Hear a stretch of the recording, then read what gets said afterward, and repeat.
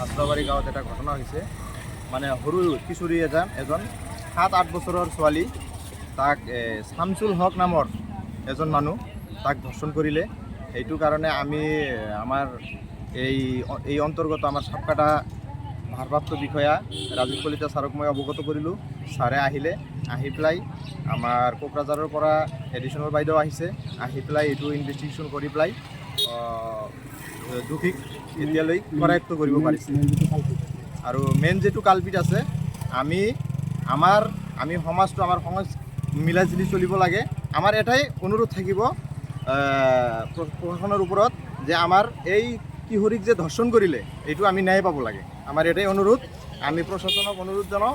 আৰু আমাৰ বিশেষকৈ আমাৰ এই অসমৰ মুখ্যমন্ত্ৰী সন্মানীয় হিমন্ত বিশ্ব শৰ্মা ডাঙৰীয়াকো মই অনুৰোধ জনাওঁ যাতে এই নিউজখন আমাৰ অসমৰ মুখ্যমন্ত্ৰী তাতেও যায়।